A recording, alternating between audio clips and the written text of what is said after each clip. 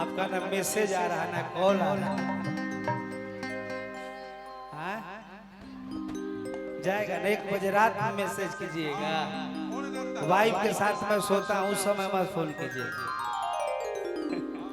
Night में phone कीजिए। एगो गाना बड़ा प्यार आप सब देनी है कि हई गोली के आवाज बतावता कि हमार बेरा दरियावा कि कौन हो जवन माहौल गरमावता और कि कौन हो जवन माहौल गड़बड़ावता कि हई गोली के आवाज बतावता हमार बेरा दरियावा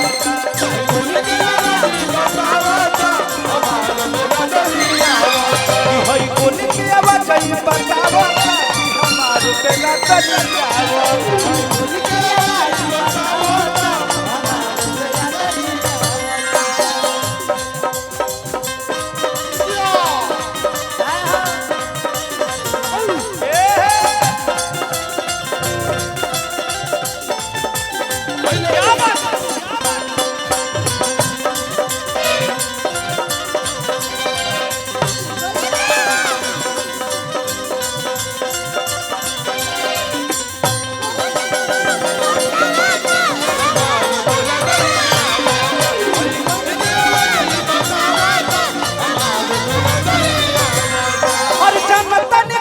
माहौल गरमावता जनता ने कौन माहौल का बनावता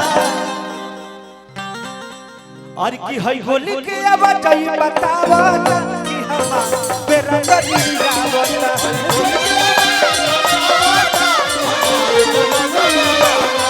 हई होली के आवाज बतावता कि हमार बेरा दरियावता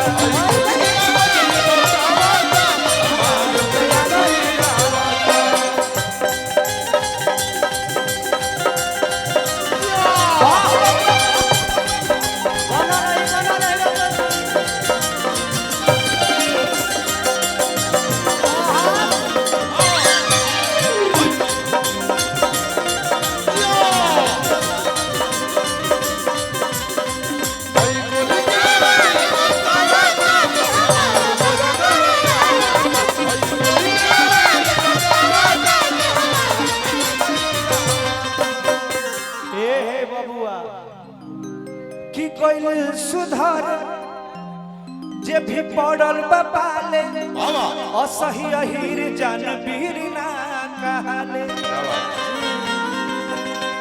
अरे कोई सुधार जे भी पड़ल बपाले असही अहिर जान वीर ना कहले